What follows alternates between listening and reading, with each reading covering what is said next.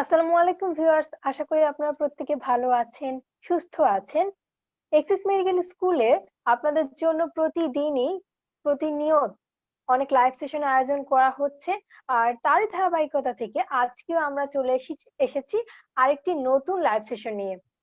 আজকে live সেশনটি biochemistry written viva আজকে live সেশনটি হচ্ছে বায়োকেমিস্ট্রি রিটেন রিটেন প্রিপারেশন।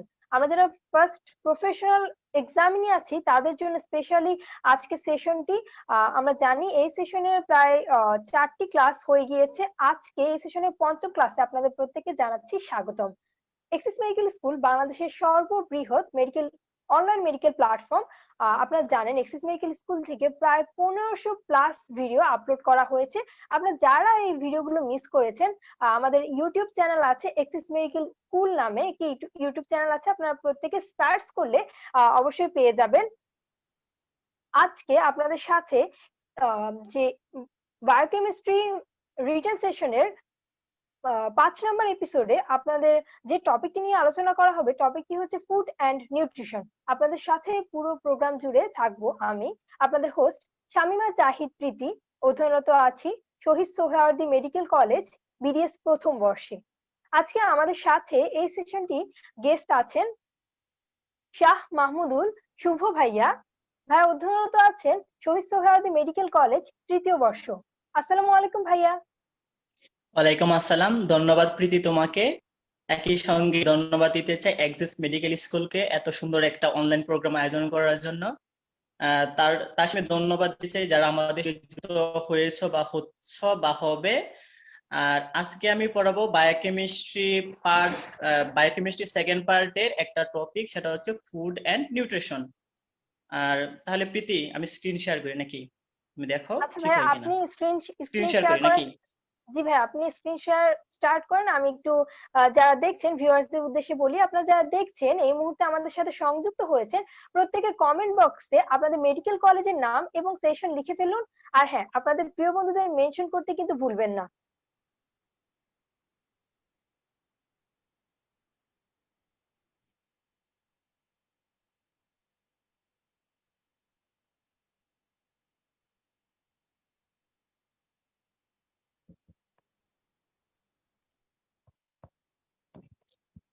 হ্যাঁ প্রীতি, দেখা যাচ্ছে? জি ভাই, আপনার স্ক্রিন শেয়ার হয়েছে। আচ্ছা, তাহলে আমি শুরু করি নাকি? জি ভাই, আপনি শুরু করতে পারেন। আচ্ছা ঠিক আছে।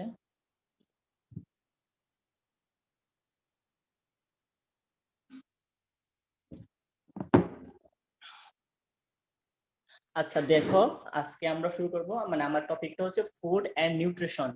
তাহলে আমরা যেহেতু প্রফের রিটেন সেশন নিয়ে পড়াশোনা করছি, আমি আগেও বলেছি আমার ক্লাসগুলোতে যে আমাদের প্রফের রিটেন সেশন গুলো, মানে রিটেন গুলো হচ্ছে এমন যে আমাদের সিলেবাসটা কিন্তু মানে প্রতি পেপারে কিন্তু 3টা কার্ড থেকে কিন্তু 3টা কার্ড মিলে হচ্ছে আমার 2টা পার্ট 1। প্রতি পেপার হচ্ছে 3টা কার্ড মিলে হচ্ছে একটা পেপার, দেন হচ্ছে এটা 2 ভাগে ভাগ করেছে, গ্রুপ 1 এবং গ্রুপ 2। তারপরে গ্রুপ 1-এ হচ্ছে 8টা কোয়েশ্চেন, গ্রুপ 2-তে হচ্ছে 8টা কোয়েশ্চেন। আমি আজকে যেতে পারবো food and nutrition. So food এবং নিউট্রিশন থেকে যে কোয়েশ্চেন গুলো ইম্পর্টেন্ট, শুধু রিটেন না, মানে কিছু কিছু কোয়েশ্চেন এমন যেগুলো রিটেন এবং ভাইভা দুইটার জন্য ইম্পর্টেন্ট। আমি কিন্তু মেইনলি রিটেনের জন্য কোয়েশ্চেন গুলো সাজিয়েছি, বাট যে কোয়েশ্চেন গুলা ভাইভার জন্য ইম্পর্টেন্ট আমি কিন্তু সেগুলো বলে দিব। আর আচ্ছা ঠিক আছে, তাহলে আমরা শুরু করি। ফার্স্ট কোয়েশ্চেন যেটা, সেটা হচ্ছে, আচ্ছা আমাদের যে ফার্স্ট কোয়েশ্চেন সেটা হচ্ছে ডিফাইন ফুড।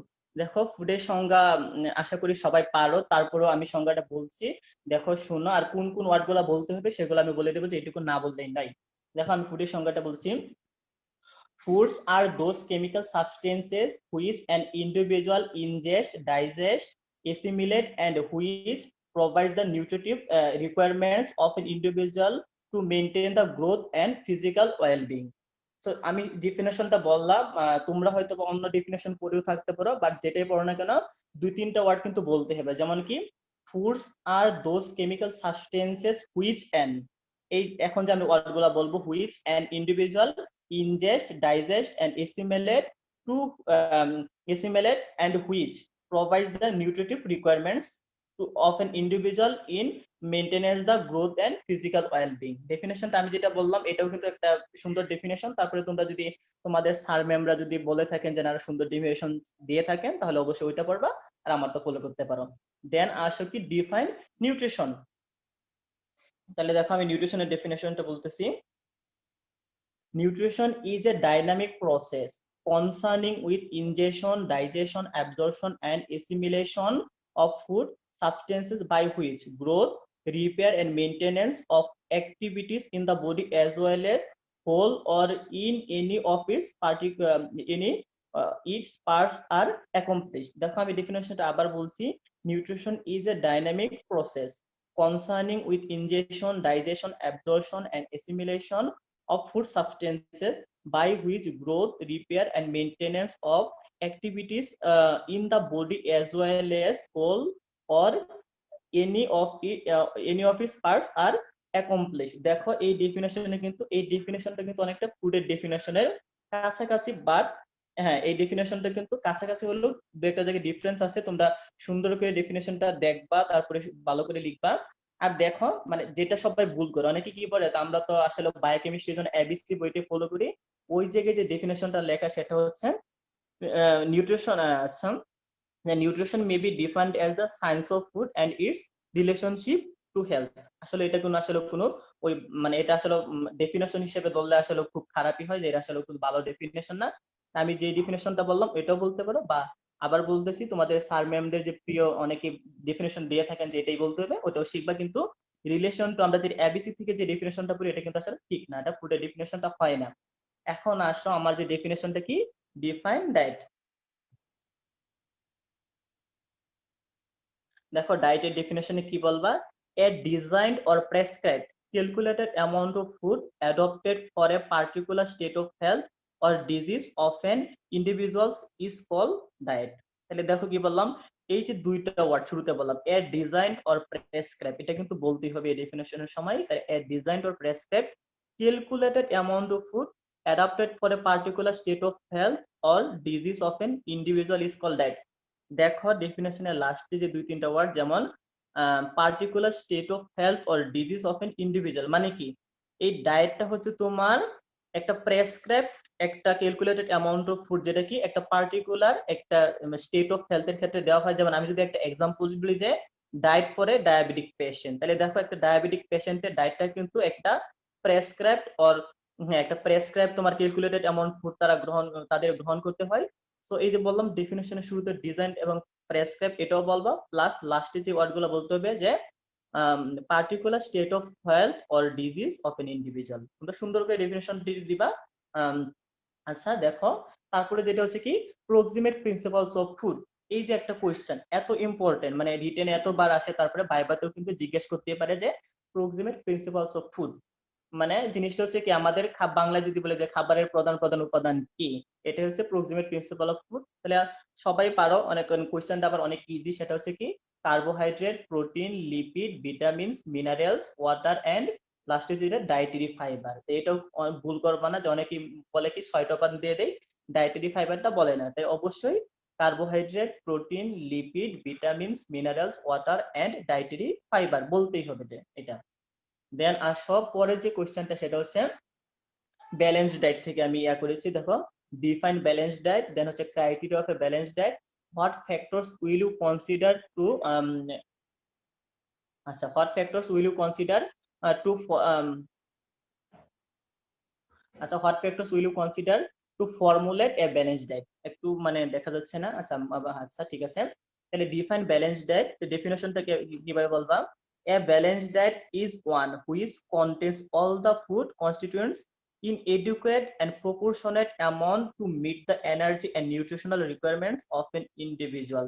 তাহলে ব্যালেন্স ডায়েটটা হচ্ছে তোমার এমন একটা ডায়েট যেটা হচ্ছে কি তোমার যে প্রক্সিমেট যে প্রিন্সিপাল গুলো ছিল 7টা উপাদান, সেগুলো তোমার কি এডুকেট এবং প্রপোর্শনেট অ্যামাউন্টে থাকতে হবে একজন ব্যক্তির তার যে নিউট্রিশনাল রিকোয়ারমেন্টস এটা ফুলফিল করার জন্য। আমি আবার বলতেছি যে তোমার ব্যালেন্স ডায়েটের ডেফিনেশন থেকে a balanced diet is one which contains all the food constituents or all the proximate principle of food, যাই বলো না কেন মানে এটা বলতে হবে যে অল দা তোমার principal component or proximate principle of food, এটা বলতে হবে। তারপরে যেটা বলবা adequate and proportionate amount to meet the energy and nutritional requirements of an individual. হ্যাঁ, এখন দেখো পরে যে রিটেনের জন্য খুব ইম্পর্টেন্ট একটা কোয়েশ্চেন যেটা আসে, criteria of a balance diet. একটা ব্যালেন্স ডায়েটের কি কি ক্রাইটেরিয়া থাকবে দেখো, বাসতে পারে এমন করে যে principles or criteria of a balance diet. প্রথম যেটা বলবা যে ফার্স্ট এন্ড ফরমোস্ট, মানে মানে আচ্ছা ক্রাইটেরিয়া তো অনেকগুলো আছে, তোমরা আগে পড়ে দিলে সমস্যা নেই, কিন্তু যেগুলো বলতে হবে আমি সেগুলো বলে দিচ্ছি। দেখো যে যেটা হচ্ছে তোমার the daily requirement of protein must be met, মানে প্রোটিনের যে তোমার ডেইলি যে প্রয়োজনীয় যেটুকু উপাদান, যেমন আমরা জানি প্রোটিনের পরিমাণ কত 50 থেকে 100 বা আর কম বেশি হতে পারে, মানে যেটুকু তার ডেইলি প্রয়োজন সেটুকু কিন্তু থাকতে হবে, যে daily requirement of protein must be meet.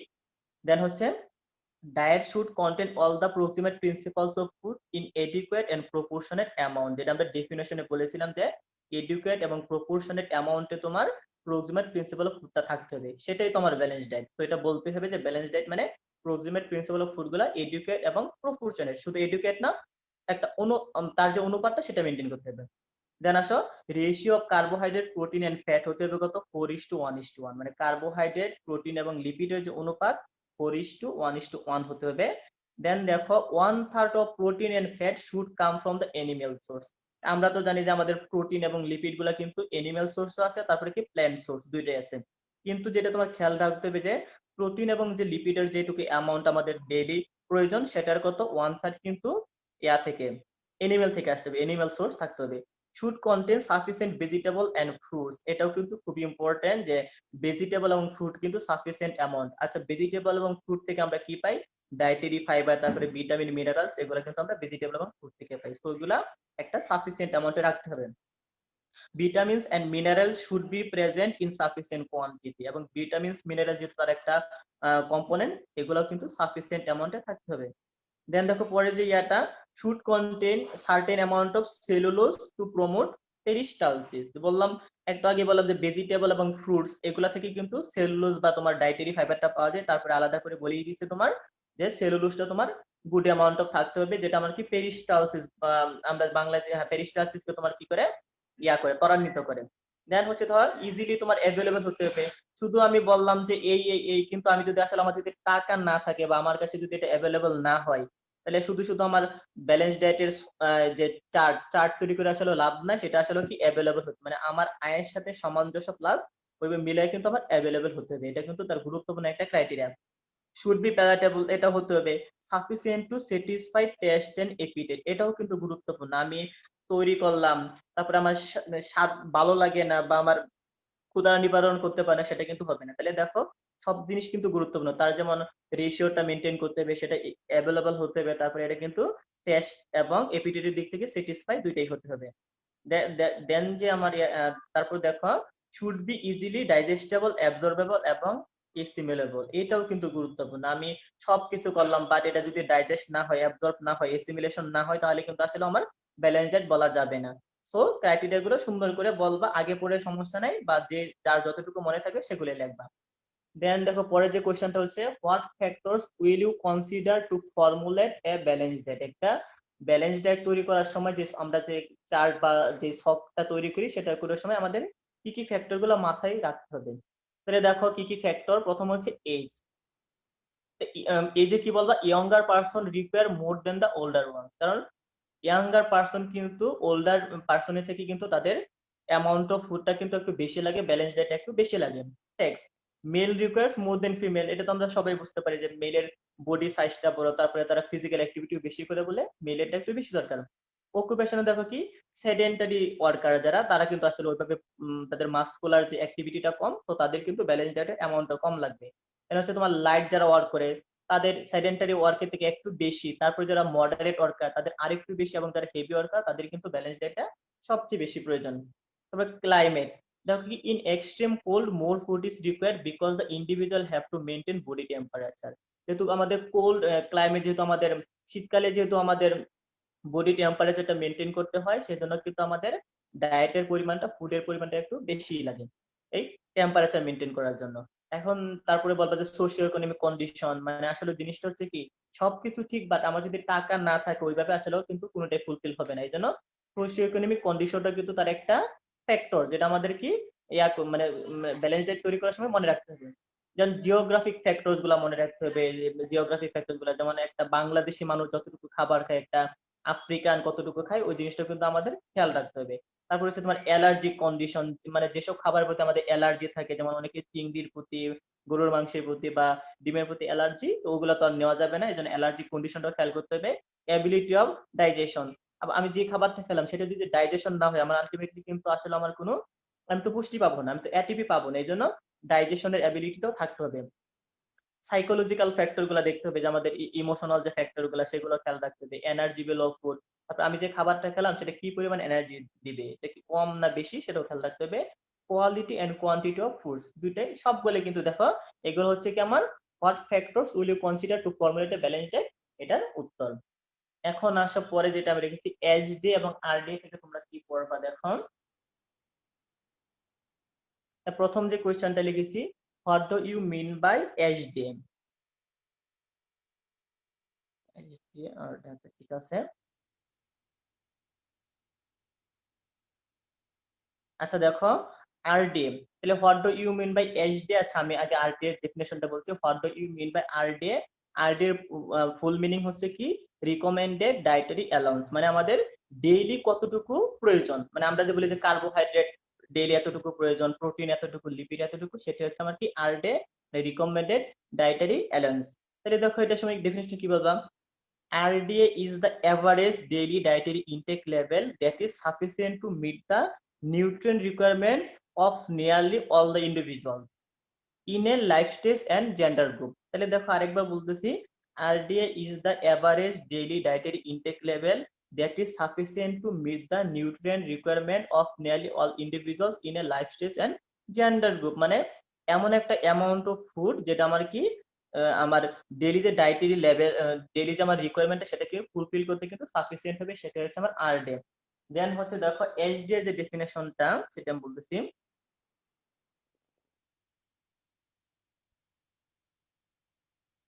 দেখো এইচডি এর ডেফিনেশন কি বলবো। আচ্ছা এইচডি এর ফুল মিনিংটা বলে নেই। এইচডি মানে হচ্ছে কি স্পেসিফিক ডাইনামিক অ্যাকশন। এখন দেখো ডেফিনেশনটা বলছি, the phenomenon of the extra energy production by the body over and above the calculated calorie value when a given amount of food is metabolized by the body is known as specific dynamic action or SDA। আমি আবার বলতেছি, দেখো ডেফিনেশনটা কি, SDA মানে specific dynamic অ্যাকশনের the phenomenon of the extra production the phenomenon of the extra energy production by the body over and above the calculated calorie value when a given amount of food is metabolized by the body is known as specific dynamic action or SDM.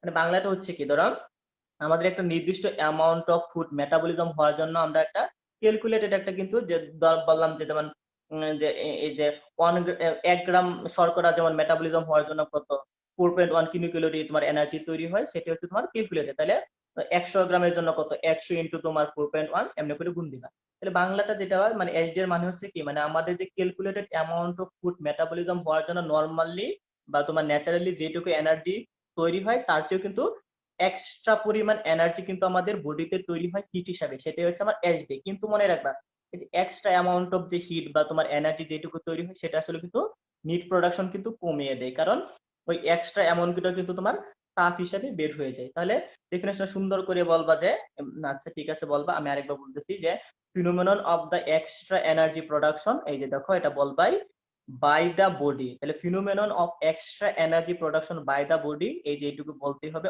Over and above the calculated calorie value when a given amount of food is metabolized in the body is known as specific dynamic action। তাহলে অবশ্যই বুঝতে পেরেছো যে calculated যেটুকু আমার metabolism হওয়ার জন্য যেটুকু এনার্জি প্রডিউস বা তোমার হওয়া দরকার তার যদি এক্সট্রা পরিমাণ যেটুকু তৈরি হয় সেটা হচ্ছে আমার এইচডি। তাহলে যেটা বললাম এটা কিন্তু আসলে নিট যে তোমার এনার্জি প্রোডাকশনকে কিন্তু বাড়িয়ে দেয় না, সেটা কি করে আমার যেটুকু তৈরি হয় তার থেকে কিন্তু এই এইচডিএটা মাইনাস করতে হয়, যার ফলে কিন্তু আমার নিটটা কমে যায় আরো এইচডি এর কারণে। এখন দেখো যেটা তোমার calculate the daily calorie requirement of a lactating or pregnant mother, অথবা কোশ্চেনটা এমনি করে আসতে পারে a male or female medical student. তাহলে তোমার একজন ল্যাকটেটিং অথবা প্রেগন্যান্ট মাদার অথবা একজন মেল অথবা ফিমেল যে মেডিকেল স্টুডেন্টের যে তোমার ডেইলি ক্যালোরি রিকোয়ারমেন্টটা তোমরা কিন্তু মানে এই ম্যাথ মানে এই নিয়ম তো একটাই, আমি 4টা ইয়া করলাম আর কি, এগুলো কিন্তু আসতে পারে, তোমরা আশা করি সুন্দর করে শিখে নিবা যে এটার ম্যাথটা কেমনে করবা। একটা জিনিস কিন্তু খেয়াল রাখবা যে ল্যাকটেটিং এবং প্রেগন্যান্ট মাদারের কিন্তু নর্মাল যে একটা ফিমেলের যতটুকু এনার্জি লাগে তার চেয়ে কিন্তু ল্যাকটেটিং মাদারের এবং প্রেগন্যান্ট মাদারের একটু বেশি লাগে। যেমন প্রেগন্যান্ট মাদারের তোমার 300 কিলো ক্যালোরি এনার্জি, তার মানে একটা ফিমেলেরটা তোমার হিসাব করার পরে প্রেগন্যান্ট মাদারের সাথে 300 কিলো ক্যালোরি যোগ করবা, আর ল্যাকটেটিং মাদারের জন্য হচ্ছে 500 কিলো ক্যালোরি যোগ করলে কিন্তু হয়ে যাবে। আর মেল এবং ফিমেল স্টুডেন্টটা তোমরা শিখে নিবা সুন্দর করে, বইতে দেওয়া আছে, ম্যাথ গুলা শিখে নিবা। এখন আসো পরের যে কোশ্চেনটা, নিউট্রিয়েন্টস।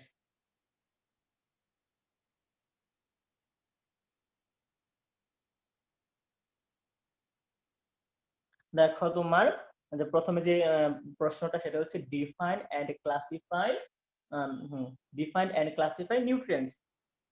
তাহলে দেখো নিউট্রিয়েন্টস থেকে তোমরা যেটা বললা, হ্যাঁ ডিফাইন এন্ড ক্লাসিফাই নিউট্রিয়েন্টস, ডেফিনেশনটা কেমনে বলবা দেখো।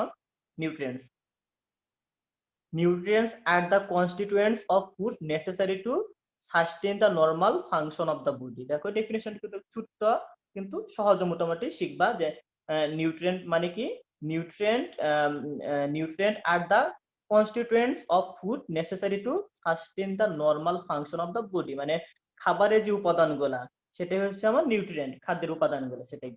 এখন আসো ক্লাসিফাই নিউট্রিয়েন্ট। তাহলে দেখো নিউট্রিয়েন্টের ক্লাসিফিকেশন কিন্তু দুইটা আছে, তোমরা ইচ্ছা করলে দুইটাও দিতে পারো, বা যদি বলে দেয় যেমন আমি 2 নম্বর কোশ্চেনে কি বলেছি, what do you mean by essential nutrient, give example, ওইটাও দিতে পারো, মানে আলাদা করে আসতে পারে। Plus what do you mean by micro and macro nutrients আলাদা করে আসতে পারে। প্লাস আমি যদি ডেফিনেশনটা একসাথে দুইটা শিখি তাহলে কিন্তু আমার 2 এবং যে 3 নং যে কোশ্চেন সেটা কিন্তু অ্যান্সারটা হয়ে যাবে।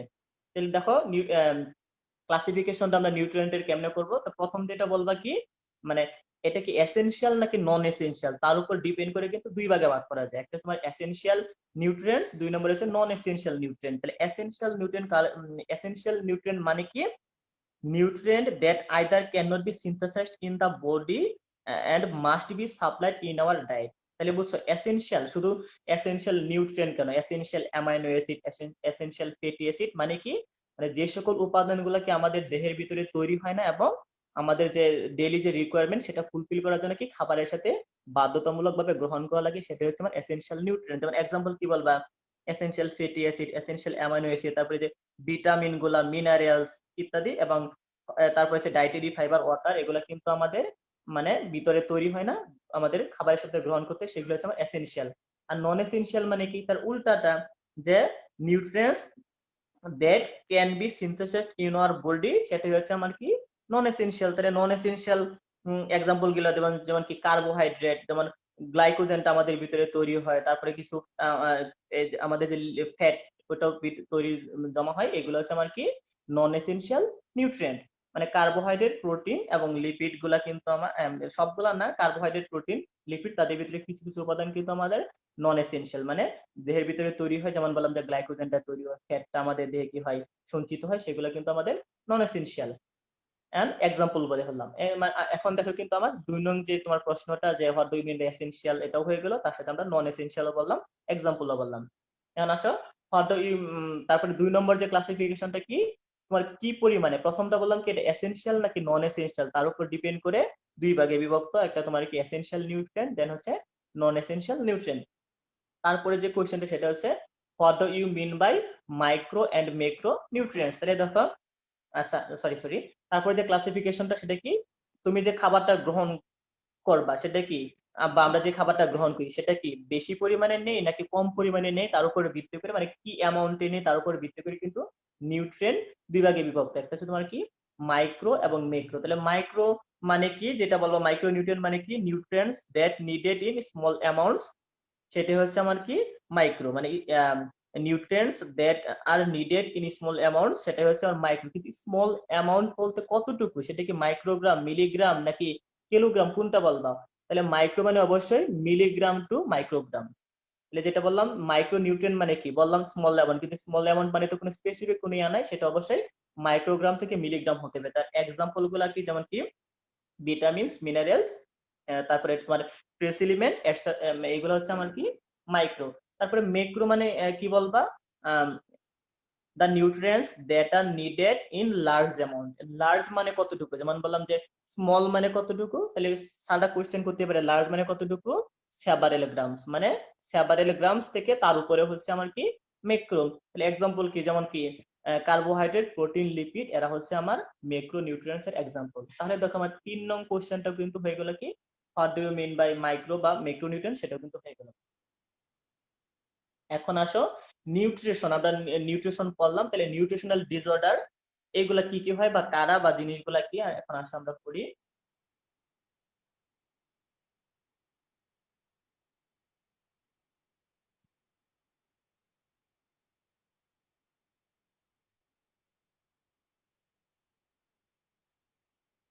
দেখো নিউট্রিশনাল ডিসঅর্ডারের যে প্রথম যে প্রশ্নটা, সেটা হচ্ছে কি define and classify malnutrition. তাহলে ম্যাল নিউট্রিশন আমরা অনেকেই মিন করি কি, ম্যাল নিউট্রিশন মানে কি খাবার কম গ্রহণ করা, মানে পুষ্টি কম গ্রহণ করা, আসলেও কিন্তু এই ধারণাটা ভুল। দেখো আমি ডেফিনেশনটা বলতেছি, ম্যাল নিউট্রিশন মানে কি, it is a disorder characterized by absolute or relative deficiency or excess of one or more essential nutrient. তাহলে দেখো আমি আবার বলতেছি, it is a disorder characterized by absolute or relative deficiency or excess of one or more essential nutrient, মানে শুধু deficiency না, এটা excess হতে পারে, এবং যে জিনিসটা গুরুত্বপূর্ণ কি এসেনশিয়াল যে নিউট্রিয়েন্ট গুলো সেগুলো হতে হবে। তাহলে এসেনশিয়াল নিউট্রিয়েন্টের এক বা একাধিক এসেনশিয়াল নিউট্রিয়েন্টের কোনো ডেফিসিয়েন্সি বা তাদের যে তোমার এক্সেস, দুইটাই কিন্তু আমার মেল নিউট্রিশন। পরে দেখো যে মেল নিউট্রিশনের তোমার ক্লাসিফিকেশনটা, ক্লাসিফাই মেল নিউট্রিশন, তাহলে কি বলবা, এর 3টা ক্লাসিফিকেশন, দুইটাও বলতে পারো সমস্যা নেই। তো একটা দেখো কি আন্ডার নিউট্রিশন। এখন যেটা আমরা যেটা মেল নিউট্রিশন বলতে যেটা বুঝি, সেটা হচ্ছে আসলে কি আন্ডার নিউট্রিশন।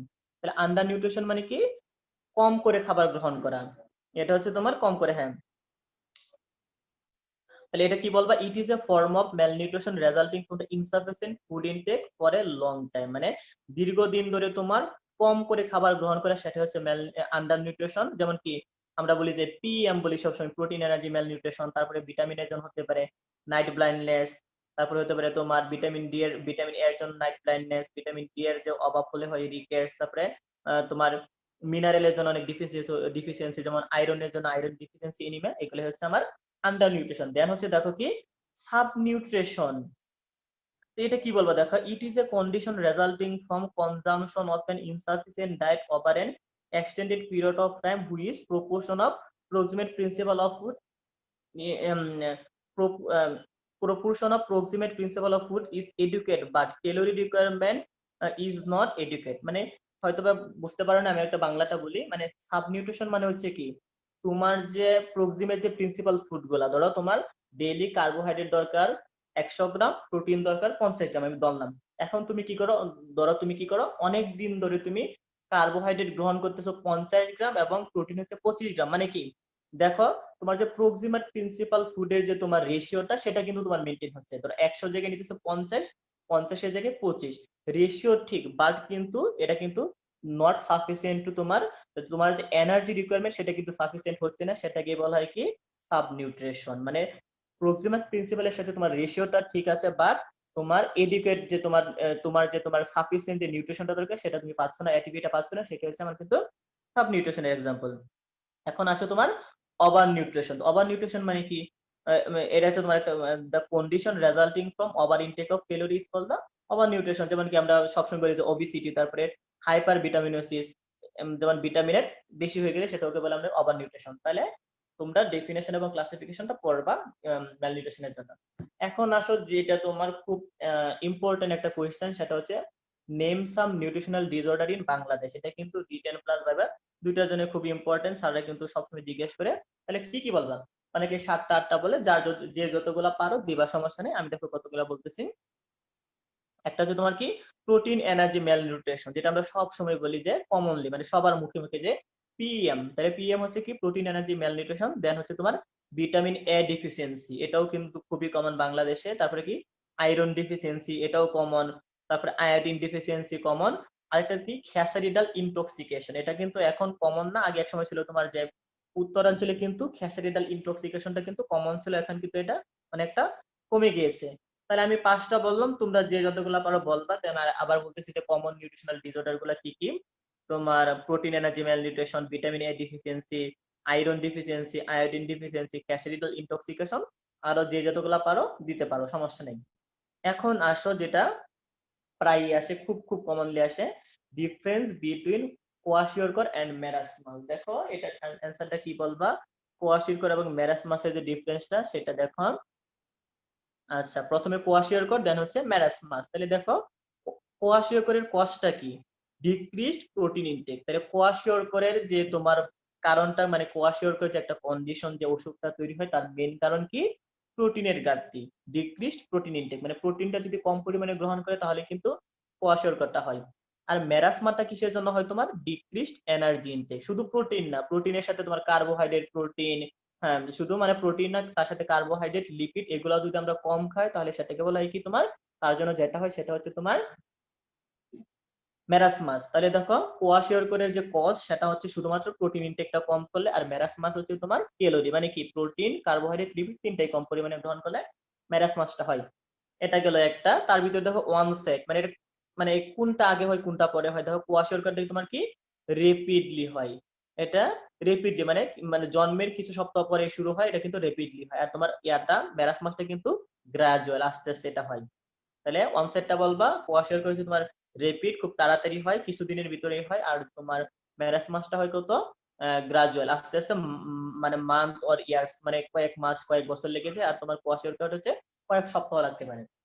এখন দেখো যেটা বলবা তোমার ইডিমা, খুবই কিন্তু মানে ইডিমাটা কিন্তু তোমার বাইবাতেও ধরে স্যাররা যে তোমার কোনটাতে ইডিমা হয় বা ইডিমা হওয়ার কারণটা কি। তাহলে ইডিমা কোনটাতে হয়, আমরা জানি কি যে এই যে প্রোটিন গুলো আমার কি, প্রোটিন গুলো আছে তোমার কি কলের সাবস্টেন্স, এবং কলের গুলাকে একটা কলয়েডাল যে তোমার প্রেসার দেয়, যেটা তোমরা হয়তো পড়েছো। তাহলে দেখো ইডিমাটা কিসে হয়, তোমার প্রেজেন্ট ইন, মানে কোয়াশিওরকরে কিন্তু এটা প্রেজেন্ট থাকে। তাহলে ইডিমা মানে কি, এক্সট্রা সেলুলার যে তোমার টিস্যু গুলা সেগুলাতে কিন্তু একুমুলেশন অফ ফ্লুইড, মানে এক্সট্রা সেলুলার টিস্যু গুলাতে যে পানির যেটা ফ্লুইড জমা হয় সেটাকে বলে ইডিমা। তাহলে ইডিমাটা তোমার কিন্তু কোয়াশিওরকরে প্রেজেন্ট থাকে, এবং ইয়াতে কিন্তু মেরাসমাসে এটা কিন্তু ইডিমা থাকে না, কারণ মেরাসমাস তো শুধু প্রোটিন না, তার সাথে তোমার মেইনলি তোমার কার্বোহাইড্রেট এবং লিপিডের ডিফিসিয়েন্সি থাকে, এজন্য তার ভিতরে কিন্তু ইডিমাটা থাকে না। এখন দেখো হাইপো অ্যালবুমিনিমিয়া। অ্যালবুমিনটা কোন জায়গায় কম, আমরা জানি কিন্তু প্লাজমা প্রোটিনের একটা গুরুত্বপূর্ণ কম্পোনেন্ট হচ্ছে অ্যালবুমিন। তাহলে তোমার হচ্ছে হাইপো অ্যালবুমিনিয়াটা অবশ্যই তোমার কোয়াশিওরকরে প্রেজেন্ট থাকবে, আর তোমার মেরাসমাসে কিন্তু অ্যাবসেন্ট বাট মাইল্ড থাকলেও থাকতে পারে। একদম মাসেল ওয়াস্টিং কোনটাতে থাকবে, মাসেল ওয়াশিংটা কিন্তু তোমার কোয়াশিওরকরে কম থাকবে, বাট সব যেটা এটা তোমার মেরাসমাসে কিন্তু বেশি থাকবে। কারণ কি, মেরাসমাসে যেহেতু তোমার কি এনার্জির ঘাটতি, একটা জিনিস খেয়াল রাখো, কোয়াশিওরকরে শুধু প্রোটিনের ঘাটতি, কিন্তু বাকি যে তোমার লিপিড বা কার্বোহাইড্রেট সেগুলোর কিন্তু ঘাটতি নাই। আর মেরাসমাসে কিন্তু সবগুলার ঘাটতি। তাহলে আমরা জানি মাসেল ওয়াশিং বা আমাদের মাসেল গুলো কোন সময় ওয়াশিং ঘটে, যদি আমাদের শরীরে কি এনার্জিটা কম হয়। তাহলে কোয়াশিওরকরে কিন্তু মাসেল ওয়াশিংটা হয় কম, কিন্তু তোমার মেরাসমাসে যেহেতু তোমার এনার্জির ঘাটতি, এনার্জি শর্ট, তাহলে তোমার কি করে মাসেল গুলা কিন্তু ওয়াশিং হয়ে যায় এনার্জি ঘাটতির জন্য। গেল। তারপরে হচ্ছে তোমার গ্রোথ রিটার্ডেশন, কিন্তু কোয়াশিওরকরে কিন্তু কোয়াশিওরকরে গ্রোথ রিটার্ডেশন হয়, কিন্তু এটা লেস লেস সিভিয়ার, বেশি একটা হয় না। এবং তোমার মেরাসমাসে কিন্তু গ্রোথটা একবারে সিভিয়ারলি রিটার্ডেশন হয়, কারণ বারবার বলতেছি এটা শুধু তোমার প্রোটিন না, কার্বোহাইড্রেট, ফ্যাট সবগুলোর কিন্তু একটা ঘাটতি থাকে। বডি ফ্যাট দেখো, বডি ফ্যাটটা খেয়াল করো, কোয়াশিওরকরে কিন্তু বডি ফ্যাটটা থাকে কম, ডিমিনিশড থাকে। আর যেটা তোমার মেরাসমাসে বডি ফ্যাটটা কিন্তু একবারে অ্যাবসেন্ট, কারণ যেহেতু তোমার এনার্জি নাই, এনার্জি না থাকার কারণে কিন্তু দীর্ঘদিন তোমার বডি ফ্যাট গুলো কিন্তু ব্যবহার হয়ে যায়, যার ফলে কিন্তু বডি ফ্যাট একবারে অ্যাবসেন্ট থাকে।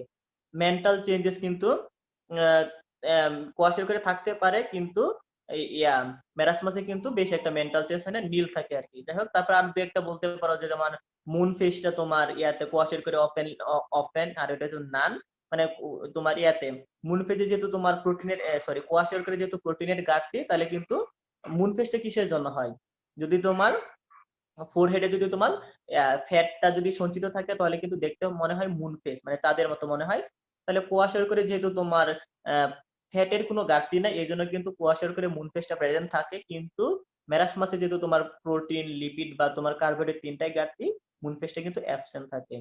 তারপরে হেপাটিক এনলার্জমেন্ট কিন্তু কোয়াশিয়র করে হেপাটিক এনলার্জমেন্ট থাকতে পারে, কিন্তু মেরাসমাসে কিন্তু এনলার্জ থাকে না। তারপরে আবার হেয়ার চেঞ্জেস, স্কিন চেঞ্জেস, এগুলো তোমরা বলতে পারো ডায়রিয়া, এপিডেট, অনেক বলতে পারো মোটামুটি। যাই হোক, যেটাই বলবা একটু মানে তার ভিতর থেকে কিন্তু প্রধান প্রধান যেগুলো, যেমন কজ, তারপরে ওয়ানসেট, ইডিমাটা বলতে হবে, মাসেল ওয়াস্টিংটা বলতে হবে, গ্রোথ রিটার্ডেশন এটা, তারপরে তোমার বডি ফ্যাট, তার সাথে কিন্তু মুন ফেস, এগুলা কিন্তু তার সাথে মিলাই একটু বলবা।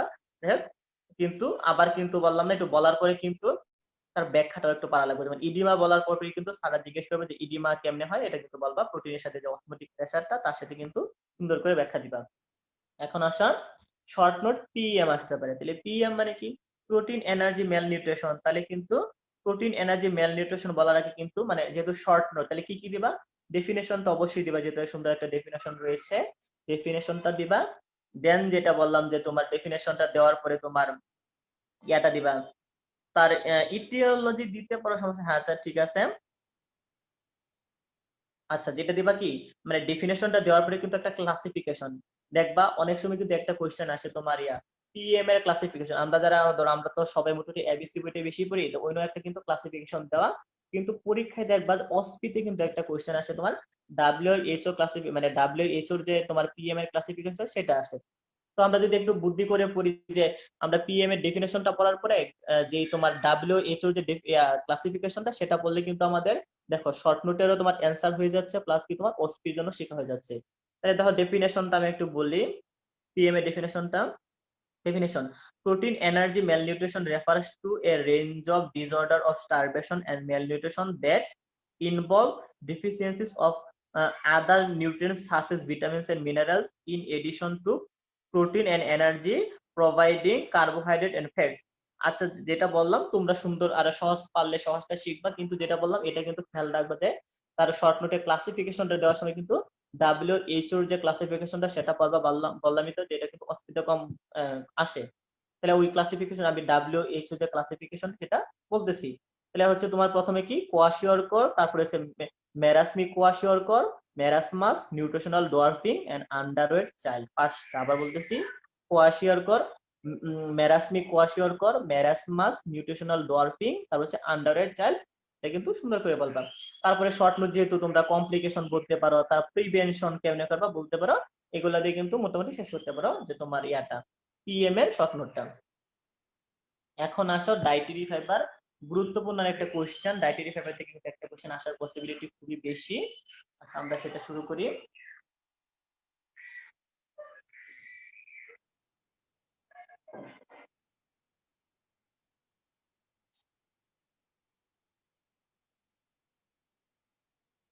দেখো ডায়েটারি ফাইবার, আমি যে প্রথমটা বললাম একটা কোশ্চেন আছে কি, justify dietary fibre as an essential nutrient. কোশ্চেনটা কিন্তু ছোট, কিন্তু রিটেনের থেকেও কিন্তু বাইবার জন্য কোশ্চেনটা বেশি important. Justify dietary fibre as an essential nutrient. আচ্ছা, আমরা আরেকটু মনে করি যে এসেনশিয়াল বলতে আমরা কি বুঝি, মানে যে সকল উপাদান আমাদের দেহের ভিতরে তৈরি হয় না এবং আমাদের একমাত্র উপায় হচ্ছে কি খাবারের সাথে গ্রহণ করা, সেগুলাই হচ্ছে আমার এসেনশিয়াল বা এসেনশিয়াল নিউট্রিয়েন্ট। এখন দেখো ডায়েটারি ফাইবার গুলা কিন্তু আমাদের বডিতে তৈরি হয় না, সেগুলা কিন্তু আমাদের খাবারের সাথে খেতে হয়। এই কারণে কিন্তু ডায়েটারি ফাইবারকে এসেনশিয়াল নিউট্রিয়েন্ট বলে। তোমরা যদি বলো ইংলিশে যে ডায়েটারি কিসের জন্য, dietary fibres can not be synthesised in the body and so must be supply in diet, so it is called the essential nutrient. সুন্দর করে বলো, আর বড় করার কিছু না, এটুকুই। এখন আছে তোমার ফাংশন। আচ্ছা, আমরা একটা জিনিসের ফাংশন বলতে কি বুঝি, এটা কিন্তু অ্যাডভান্টেজ এবং যে ডিসঅ্যাডভান্টেজ দুইটাকে কিন্তু একত্রে ফাংশন বলা হয়। তাহলে ফাংশনও আসতে পারে বা আলাদা করে আসতে পারে তোমার অ্যাডভান্টেজ বা ডিসঅ্যাডভান্টেজ, তিন ভাবে আসতে পারে ডায়েটারি ফাইবারে। তাহলে দেখো আমি শুরুতে কিন্তু অ্যাডভান্টেজ গুলা বলতেছি। একটা হচ্ছে কি তোমার prevent constipation and maintains regular bowel habit. খুবই খুবই গুরুত্বপূর্ণ কিন্তু, যে তোমার এটার গুরুত্বপূর্ণ সবচেয়ে গুরুত্বপূর্ণ কাজটা কি তোমার prevent constipation and maintain the regular bowel habit. তাহলে তোমার ডায়েটারি ফাইবার গুলো কি করে তোমার কনস্টিপেশনটা প্রিভেন্ট করে, সেটা হচ্ছে এই ডায়েটারি ফাইবার গুলোর গুরুত্বপূর্ণ একটা প্রপার্টি বা তার একটা বৈশিষ্ট্য হচ্ছে কিন্তু এটা কিন্তু ওয়াটার যে রিটেনিং ক্যাপাসিটি, মানে পানি হোল্ড করার একটা ক্যাপাসিটি থাকে। এই কারণে এরা কি করে কোলনের ভিতরে পানিটা হোল্ড করে কি করে আমাদের যে তোমার ফিসেস গুলো আছে সেগুলো কিন্তু এক্সক্রিশন বা তাদের যে পেরিস্টালসিস যে মুভমেন্টটা হয় সেটাকে কিন্তু তারা ত্বরান্বিত করে এভাবে কিন্তু তারা তোমার কনস্টিপেশন বা যেটা বাংলায় বলি কি কোষ্ঠকাঠিন্য প্রিভেন্ট করে। তাহলে কিভাবে বলবা যে ডায়েটারি ফাইবার গুলা কিন্তু তোমার ওয়াটার হোল্ড করতে পারে, যার ফলে এরা কি করে কোলনে কি করে ওয়াটার হোল্ড করে তোমার ফিসেসটাকে এক্সক্রিশন করে বা পেরিস্টালসিসটাকে তোমার স্টিমুলেশন দেয়, যার ফলে কিন্তু তারা তোমার কনস্টিপেশনটা প্রিভেন্ট করে। দেন যে ইয়াটা বলবা যে প্রিভেন্ট কি diverticulosis and cardiovascular disease, cancer of the colon and diabetes mellitus. দেখো গুরুত্বপূর্ণ না, আমাদের যে ইদানিং যে ডিজিজ গুলো হয় মানে যে কমন ডিজিজ গুলো সেগুলো কিন্তু এই ডায়েটারি ফাইবার প্রিভেন্ট করতে পারে। সেটা কি বললাম, ডায়াবেটিকুলোসিস, তারপরে যেটা গুরুত্বপূর্ণ কি cardiovascular disease, cancer of the colon এবং ডায়াবেটিস মিলিটাসের মতো গুরুত্বপূর্ণ এবং ভয়ানক যে অসুখগুলো সেগুলো কিন্তু এরা প্রিভেন্ট করতে পারে। দেন বলবা pectin and gums, lower blood cholesterol possibly by binding bile acid and dietary cholesterol। দেখো এই যে তোমার ডায়েটারি ফাইবারের তো অনেকগুলো এক্সাম্পল আছে, তার মধ্যে একটা হচ্ছে তোমার পেকটিন এবং গাম। এই দুইটা কি করে তোমার ব্লাডের যে কোলেস্টেরলটা সেটা কিন্তু কমায় দেয়, এটা কিন্তু তার একটা বৈশিষ্ট্য। এন্ড দ্য স্যাটাইটি ভ্যালু আছে বলবা যে slow stomach emptying and give a sensation of stomach fullness, the satiety achieved with consumption of excess calories. বলবা স্যাটাইটি ভ্যালুটা বলবা। দেন হচ্ছে ইমপ্রুভ গ্লুকোজ টলারেন্স, আরেকটা গুরুত্বপূর্ণ বৈশিষ্ট্য কি সেটা কি করে ব্লাড গ্লুকোজ লেভেলটা কিন্তু মানে ইমপ্রুভ করে, যেমন ইমপ্রুভ গ্লুকোজ টলারেন্স এটাও বলবা। দেন যেটা বলবা they are very important for slimming, slimming এর জন্য আমরা যারা স্লিম হতে চাই তাদের জন্য কিন্তু এটা খুবই এটা কিন্তু আমাদের রেগুলারলি তাহলে খেতে হবে। দেন যেটা হচ্ছে তোমার কি eliminate toxin produce by the intestinal bacteria, intestinal bacteria গুলো যে টক্সিক যে সাবস্টেন্স বা টক্সিন গুলো তৈরি করে সেগুলো কিন্তু তারা ইলিমিনেট বা বাহিরে বের করে দেয়, এটা গুরুত্বপূর্ণ। এইগুলো যেগুলো আমি বললাম সেটা হচ্ছে আমার অ্যাডভান্টেজ। তাহলে ডিসঅ্যাডভান্টেজ গুলো কি কি বলবা, একটা হচ্ছে কি দে ইয়েল্ড নো এনার্জি, একটা তার ডিসঅ্যাডভান্টেজ বলো আসলে বলা যায় না, তারপর বলতে পারো যে তারা কিন্তু কোনো এনার্জি প্রডিউস করে না, ডায়েটারি ফাইবার গুলো কিন্তু কোনো এনার্জি প্রডিউস করে না বা এনার্জি প্রদান করে না। পরে যেটা বলবা কি digestion and absorption of protein is adversely affected by them, তাহলে প্রোটিনের ডাইজেশন অ্যাবজর্পশন গুলো কিন্তু তোমার ডায়েটারি ফাইবারের কি একটা তার সাথে একটা অ্যাডভার্স একটা ইফেক্ট থাকে। দেন যে গুরুত্বপূর্ণ দুইটা ইয়া বলবা সেটা হচ্ছে আমি বলতেছি এটা খুবই গুরুত্বপূর্ণ, they prevent intestinal absorption of certain mineral, যেমন iron, zinc, calcium, phosphorus, magnesium. এই যে তোমার যে মিনারেলস গুলা বা ট্রেস এলিমেন্টস গুলার কিন্তু অ্যাবজর্পশনটা এটা প্রিভেন্ট করে, খুবই খুবই তার একটা গুরুত্বপূর্ণ ডিসঅ্যাডভান্টেজ। তারপরে হচ্ছে কি intestinal bacteria ferment some fibres causing flatulence and often abdominal discomfort, এটাও কিন্তু গুরুত্বপূর্ণ তোমার যে তোমার ডায়েটারি ফাইবার গুলা তোমার যে ব্যাকটেরিয়া দ্বারা ফার্মেন্টেশন হয় ওই সময় কিন্তু তোমার ফ্লাটুলেন্স, যেটা আমরা বলি যে পেটের যে সমস্যাটা হয় ফ্লাটুলেন্স, ওইটা কিন্তু মানে বদ হজম যেটা বলতে পারি সেটা কিন্তু তোমার এই ডায়েটারি ফাইবারের ফার্মেন্টেশনের কারণে হয়।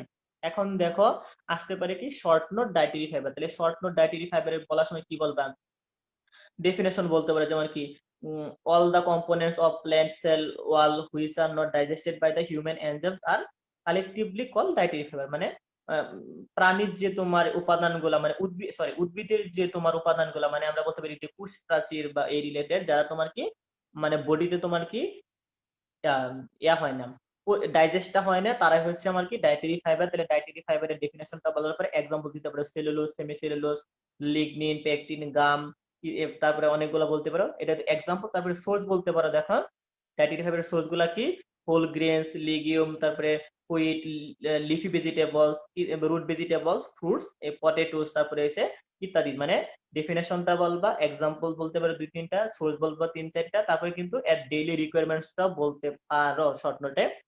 সেটা হচ্ছে কি বা বাইবাতে তোমাদের জিজ্ঞেস করতে পারে 25 থেকে 40 গ্রাম পার ডে কিন্তু খেতে হবে। তারপরে তোমার ইম্পর্টেন্স মানে অ্যাডভান্টেজ ডিসঅ্যাডভান্টেজ তো বললামই, এটাতেই মোটামুটি কমপ্লিট করতে পারো। কিন্তু যেটা খেয়াল রাখবা সময়ের প্রতি অবশ্যই খেয়াল রাখবা, যে কোনো কোয়েশ্চেন সময়ের প্রতি অবশ্যই খেয়াল রাখবা, এটা কিন্তু খুবই বাধ্যতামূলক, ভালো পরীক্ষা ভালো করার জন্য সময়টা মেনটেন করে তারপরে লিখতে হবে। মানে যে কোনো কোয়েশ্চেনের কিন্তু দুইটাই অ্যান্সার মাথায় রাখতে হবে, একটা হচ্ছে কি যে আমি সময়ের সাথে একটা দিব সুন্দর করে যেটুকু পারি সেইটুকু, আর একটা হচ্ছে কি ইমার্জেন্সি যে আমার হাতে তো সময় নাই 5 মিনিটে আমার দুইটা কোয়েশ্চেন আনসার করতে হবে, তাহলে একটা কোয়েশ্চেনের কোনটুকু না করলে নয় সেটুকু কিন্তু আমার ইমার্জেন্সি কোয়েশ্চেন বা অ্যান্সার হিসেবে কিন্তু মাথায় রাখতে হবে, যেটা আমার কম সময়ে কিভাবে দেওয়া যায়। খেয়াল রাখবা রিটেনে ভালো করার জন্য। এখন আসো আমাদের বিএমআর রিলেটেড যে কোয়েশ্চেন গুলা সেটা আমরা পড়বো এখন।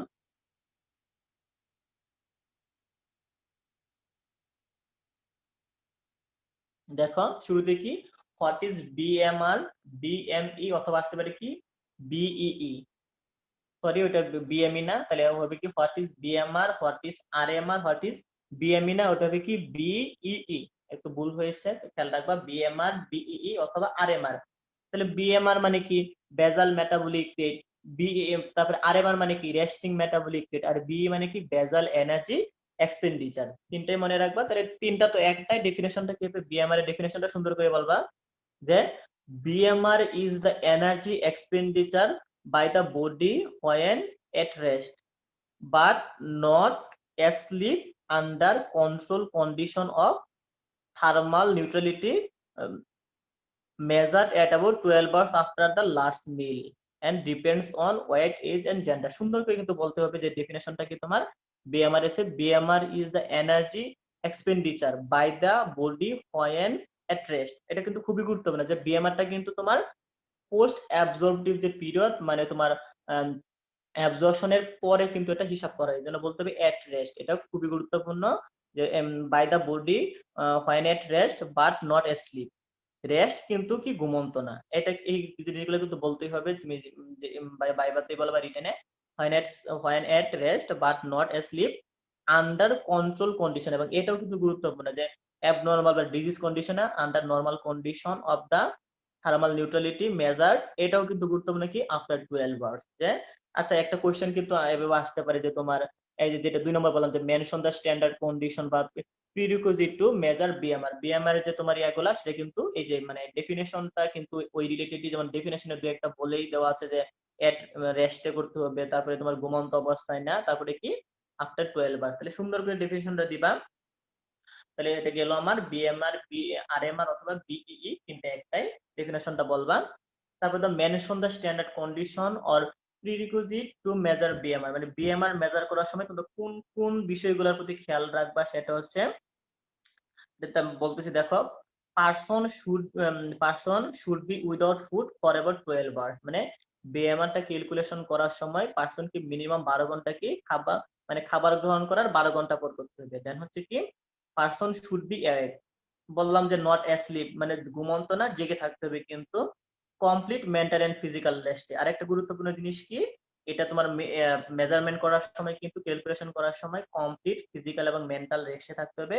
নো এক্সারসাইজ, কোনো পরিশ্রম করা যাবে না। দেখো কন্ডিশন গুলা, কমফোর্টেবল টেম্পারেচার কত 20 থেকে 25। তাহলে দেখো তোমার কি কি কন্ডিশন, মানে কি কি ক্রাইটেরিয়া বা কন্ডিশন তুমি ফুলফিল করবে। একটা হচ্ছে কি person should be without food for ever 12 hours, person should be awake, complete mental and physical rest, no exercise, comfortable temperature যেটা কত 20 থেকে 25 ডিগ্রি সেলসিয়াস। এখন দেখো তোমার ফ্যাক্টরস এফেক্টিং বিএমআর, এটাও কিন্তু রিটেনের জন্য খুব খুব গুরুত্বপূর্ণ একটা প্রশ্ন আসে প্রায়, যে কি কি ফ্যাক্টর। দেখো এর ফ্যাক্টরসটা কিন্তু অনেকটা ব্যালেন্স ডায়েট যে পড়েছিলাম আমরা, ব্যালেন্স ডায়েটের যে ফ্যাক্টরস গুলো তার মতো প্রায় অনেকটাই মিল, যেমন হচ্ছে প্রথম দেয় তার মতো এজ। তাহলে তোমার কি BMR decrease with increase of age, গুরুত্বপূর্ণ কিন্তু ধরতে পারে যে কিসের জন্য, যে এজের সাথে বিএমআর, যে বয়স বাড়ার সাথে সাথে তোমার বিএমআরটা কম হয় কিসের জন্য, কারণ আমরা জানি কি বয়স বাড়ার সাথে সাথে যে আমাদের মাসেল টিস্যু গুলা কিন্তু এডিপোস টিস্যু দিয়ে রিপ্লেসমেন্ট হয়। তাহলে মাসেল টিস্যু গুলা যেহেতু তোমার এডিপোস টিস্যু দিয়ে রিপ্লেসমেন্ট হয়, আমাদের কিন্তু বিএমআরটা আস্তে আস্তে কমে আসে বয়স বাড়ার সাথে সাথে। দেন হচ্ছে সেক্স, আগেও বললাম যে ওই ব্যালেন্স ডায়েটের মতো, যে পুরুষদের কিন্তু মেলের কিন্তু তোমার বিএমআরটা বেশি ফিমেলদের চেয়ে, কারণ কি তাদের বডি এরিয়া বা সারফেসটা বেশি, মাসকুলার অ্যাক্টিভিটি বা মাসেলটাও বেশি। এখন দেখো তাহলে কি তোমার মেলের বেশি ফিমেলের কম, তাহলে ফিমেলের কম কিসের জন্য বলবো, সেম আগেরটার মতো, যে কি হয় প্রপোর্শনেট মোর এডিপোস টিস্যু দেন যে মেলের চেয়ে কিন্তু ফিমেলের এডিপোস টিস্যুটা যেহেতু বেশি, যেমন আমরা আগে এইজের ক্ষেত্রে বলেছিলাম যে তোমার বয়স বাড়লে তোমার মাসেলটা তোমার এডিপোস টিস্যু হয়, ফিমেলের ক্ষেত্রে সেম, তাদের এডিপোস টিস্যু বেশি হওয়ার কারণে কিন্তু মেলের চেয়ে বিএমআরটা কম। তারপরে বডি ওয়েট বলবা, যে বিএমআর কিন্তু বডি ওয়েটের সাথে প্রপোর্শনেট, মানে সমানুপাতিক হারে বাড়ে। সারফেস এরিয়াও সেম, বিএমআর তোমার সারফেস এরিয়ার সাথে সমানুপাতিক। ক্লাইমেট, এটাও কিন্তু ওই ব্যালেন্স ডায়েটের মতো, তোমার কি কোল্ড ক্লাইমেটে বিএমআরটা বাড়ে, কারণ কি টেম্পারেচার মেনটেন করতে হয়, এটা খেয়াল রাখবা। অকুপেশন, এটাও সেম, যারা তোমার পরিশ্রম বেশি করে তাদের বিএমআরও বেশি হয়। তারপর হরমোন, কিছু কিছু হরমোন যেমন কি থাইরয়েড হরমোন, এগুলা তোমার কি করে, তারপরে সেক্স হরমোন, গ্রোথ হরমোন গুলা কিন্তু বিএমআরটা ইনক্রিজ করে দেয়, কারণ এগুলা তোমার বিপাকটা বা মেটাবলিজমটা যেহেতু বাড়িয়ে দেয়, বিএমআরটাও বেড়ে যায়। প্রেগন্যান্সিতে বিএমআরটা ইনক্রিজ হয়। তারপর ইমোশনাল স্টেট, যে কোনো ইমোশনাল স্টেটে কিন্তু বিএমআরটা ইনক্রিজ হয়। বডি টেম্পারেচার, এটা কিন্তু এমসিকিউ আসতে পারে, তোমার বডি টেম্পারেচার কি অ্যাবাউট 10% ফর 1 ডিগ্রি, মানে প্রতি 1 ডিগ্রি সেলসিয়াস তাপমাত্রা ইনক্রিজ হলে কিন্তু বিএমআইটা 10% করে বৃদ্ধি পেতে পারে। মেল নিউট্রিশন হলেও কিন্তু আবার বিএমআইটা ডিক্রিজ হবে। এটা খেয়াল রাখবে। দেখো এতক্ষণ যা বললাম সবগুলো ইনক্রিজ, কিন্তু মেল নিউট্রিশনে বিএমআইটা ডিক্রিজ হয়। তারপরে তোমার এই যে তোমার হ্যাবিটটা কি ধরনের তার উপর নির্ভর করে, তারপরে তোমার বেরোমেট্রিক যে প্রেসারটা, তারপরে কি ড্রাগস গ্রহণ করে সেটাও কিন্তু তোমার বিএমআই এর উপর প্রভাব ফেলে। এগুলো কিন্তু বিএমআই এর ফ্যাক্টর গুলো বলবা। দেন আসো শর্ট নোট এইচডি।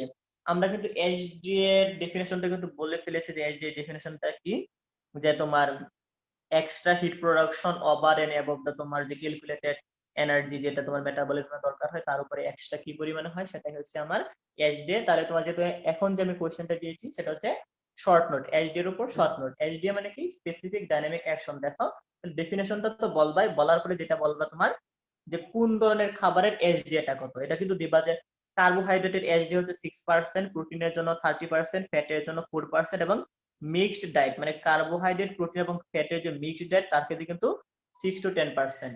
ভাইবার জন্য ইম্পর্টেন্ট বা এমসিকিউ এর জন্য আসতে পারে যে, আবার বলতেছি যে তোমার কোন খাবারের এইচডি এটা কত, এটা অবশ্যই দিবা। কার্বোহাইড্রেট 6%, প্রোটিন 30%, ফ্যাট 4%, মিক্সড ডায়েটের জন্য 6%। দেওয়ার পরে কিন্তু তুমি এইচডি থেকে কি করতে পারো, যে এইচডি এর কারণটা কি, কিসের জন্য হয়, এইচডি এর কজগুলো দিতে পারো, তার সিগনিফিকেন্স সেটাও কিন্তু দিতে পারো, যে এইচডি এটা কিসের জন্য, মানে আচ্ছা শর্ট নোটে তাহলে কি কি দিবা, ডেফিনেশন, তার যে মানে কোন ধরনের খাবারের জন্য এইচডি এর মানটা কত, তার কজগুলা কি এবং তার সিগনিফিকেন্টটা কি সেটা কিন্তু দিবা। এটা এইচডি এর ডেফিনেশন দিতে পারো। দেন দেখো যে কোশ্চেনটা আমাদের আজকে এটা দিয়ে শেষ হবে, যে তোমার বিএমআই এবং ওবিসিটি যে তোমার কোশ্চেন গুলো আসতে পারে। তারপরে কি যেমন 3টা কোশ্চেন আমি করেছি। একটা হচ্ছে তোমার what is BMI, what is obesity, short note BMI obesity কিন্তু আসতে পারে। তাহলে দেখো ইয়াতে কি বলবা, হোয়াট ইজ বিএমআই।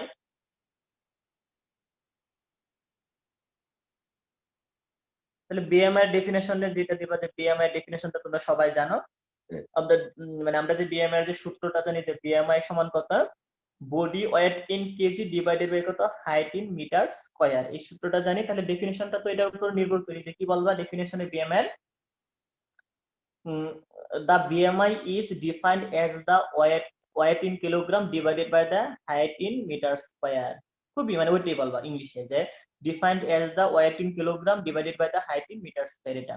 তারপরে ডেফিনেশনটা দেওয়ার পরে দেখো এই যে বিএমআই, যে আমরা যে বিএমআই সমান লিখি, যে বিএমআই সমান body weight in kg height in metre square, এটা কিন্তু অনেকেই ভুল করে কি করে, যেমন বডি ওয়েট ইন কেজি এটা লেখেন, এটা কিন্তু বাধ্যতামূলক লিখতে হবে, যে বডি ওয়েট ইন কেজি এবং হাইট ইন মিটার স্কয়ার এটা কিন্তু লিখতে হবে মাস্ট। এবং আরেকটা জিনিস কিন্তু এই ধরনের যে একটা ধরো ম্যাথমেটিক্যাল টার্ম আসতে পারে, যেমন অঙ্ক আসলে কি করবা, যে তোমার এটা কিন্তু শিখতে হবে যে আমাদের যে হাইট গুলো আমরা কিন্তু কি দিয়ে মাপি, যেমন ইঞ্চি দিয়ে মাপি। তাহলে তোমার ফুট বা ইঞ্চির সাথে কিন্তু তোমার সেন্টিমিটার বা মিটারের রিলেশনটাও জানতে হবে। যেমন আমি একটু বলে দিই, যেমন আমার 1 ইঞ্চি সমান কত, আমরা কত ধরি 2.54 সেন্টিমিটার। এটা ধরে তারপরে তুমি ধরো দেওয়া আছে 5 ফুট 5 ইঞ্চি, তাহলে কি করবা, 5 ফুট তো আমার 5 ফুট, তারপরে 5 ইঞ্চি মানে কত, 5 ইন্টু 2.54, এটা দিয়ে তোমার গুণ করে যে মানটা আসবো, তার আবার 1 ফুট সমান আমরা কত জানি 12 ইঞ্চি, তাহলে লিখবা 5 ইন্টু 12 প্লাস 5 তাহলে বললাম 5 ফুট 5 ইঞ্চি, তাহলে প্রথম যে 5 ফিটের জন্য কত, 5 ইন্টু 12, দেন যে 5 ইঞ্চির জন্য কি করবা 5 ইন্টু 2.54, তারপরে তোমার সেন্টিমিটারের মানটা আসার পর 100 দিয়ে ভাগ করে মিটারে নিয়ে আসা, সেটাকে স্কয়ার করবা। এটা কিন্তু শিখতে হবে কিন্তু ম্যাথ। তারপরে এটা কিন্তু অস্পিডে কিন্তু প্রায় আসে কিন্তু বিএমআই নির্ণয়ের জন্য। তাহলে হোয়াট ইজ ওবিসিটি, ওবিসিটির জন্য কি বলবা, তার ডেফিনেশনটা হচ্ছে কি, ওবিসিটি ডেফিনেশনটা, obesity is a disorder of body weight regulatory system characterized by an accumulation of excess body fat. তাহলে ওবিসিটিটা কিসের জন্য হয়, এক্সেস যে বডি ফ্যাট সেটার একুমুলেশনের জন্য। আমি আবার বলতেছি, obesity is a disorder of body weight regulatory, obesity is a disorder of body weight regulatory system characterized by an accumulation of excess body fat, এটা কিন্তু তোমার বলতে হবে। দেন দেখো আমি যেটা লিখেছি, যে শর্ট নোট তোমার বিএমআই, দেন হচ্ছে শর্ট নোট তোমার ওবিসিটি। তাহলে বিএমআই এর তোমার শর্ট নোটে কি কি লিখবা, আমি ডেফিনেশনটা তো বললাম, ডেফিনেশনটা লিখবা, তারপরে বিএমআই সমান যে আমরা লিখি তার যে সূত্র বলো বা যেটা বলো তার যে ক্যালকুলেশনের ইয়াটা লিখবা, বিএমআই সমান কত এটা লিখবা। লেখার পরে কিন্তু যে অস্পিতে কিন্তু একটা কোয়েশ্চেন বারবার আসে তোমার, যে বিএমআই এর যে একটা তোমার একটা একটা বক্সের মতো ছকটা রয়েছে সেটা শিখবা, যে বিএমআই এর মান তোমার লেস দেন 18.5 হলে আমরা বলি যে আন্ডার নিউট্রিশন, তারপরে তোমার 18.5 থেকে 24.9 এটা হলে বলি যে তোমার অ্যাকসেপ্টেবল রেঞ্জ বা তোমার নরমাল কন্ডিশন, তারপরে 25 থেকে 29.9 মানে তোমার ওভারওয়েট, তারপরে তোমার 30 থেকে 39.9 অবেস ছকটা দিতে পারো। তাহলে তোমরা বিএমআই আসলে শর্ট নোটের ডেফিনেশন, বিএমআই নির্ণয় যে ক্যালকুলেশনের যে তোমার নিয়মটা সেটা দিবা, প্লাস ওই ছকটা দিবা, মানে কতটুকুতে কতটুকু হয় সেটা।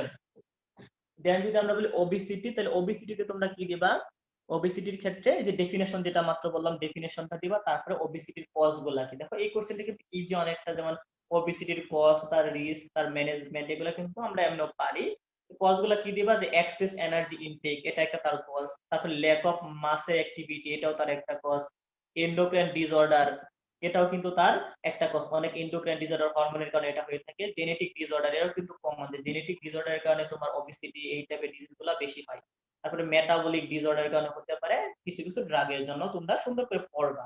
তবে রিস্ক, তাহলে হ্যাঁ ওবেসিটির জন্য কি কি আমাদের রিস্ক, মানে আমাদের স্বাস্থ্য ঝুঁকি গুলা কি কি, একটা হচ্ছে তোমার কি প্রধান যে স্বাস্থ্য ঝুঁকিটা আছে কি কার্ডিওভাস্কুলার ডিজিজটা, মানে হার্টের যে ডিজিজ গুলো এটা কিন্তু কমনলি হয়। তারপরে তোমার গুরুত্বপূর্ণ একটা কিন্তু টাইপ 2 ডায়াবেটিস মেলিটাসটা এটার কারণে হয়। তারপরে গলস্টোন হয়, carcinoma of breast, uterus, ovary, colon, মানে বিভিন্ন ধরনের তোমার ক্যান্সার গুলো হতে পারে, স্ট্রোকের মতো ঘটনা ঘটতে পারে।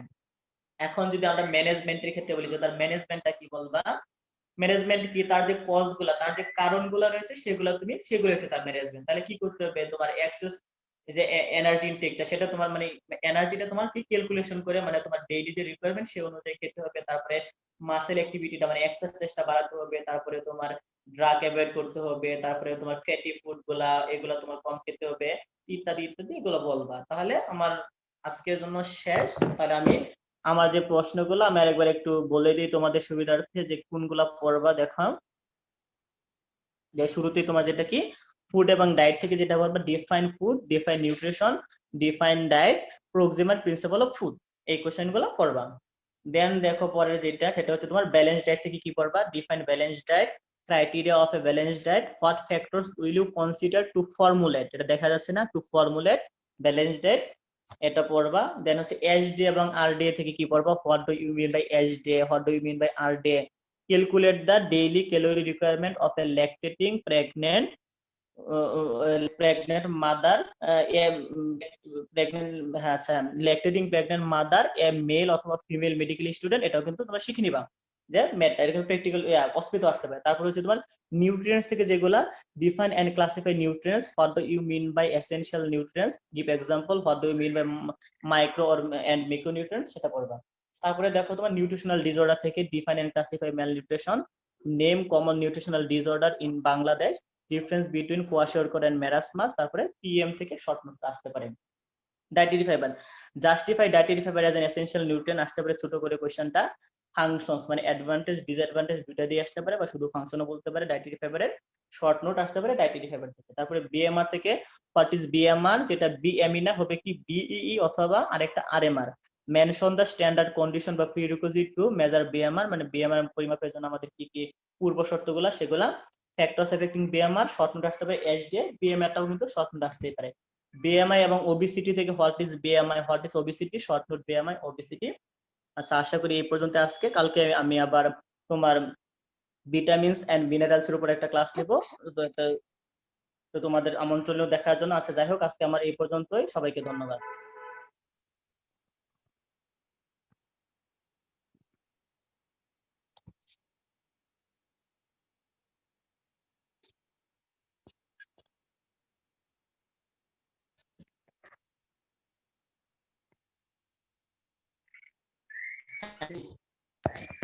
অসংখ্য ধন্যবাদ শুভ ভাইয়া, আপনি অনেক সুন্দর করে আমাদের জন্য একটি ক্লাস উপহার দিয়েছেন, এবং আপনি আপনার ব্যস্ততম সময় থেকে আমাদের জন্য সময় বের করেছেন।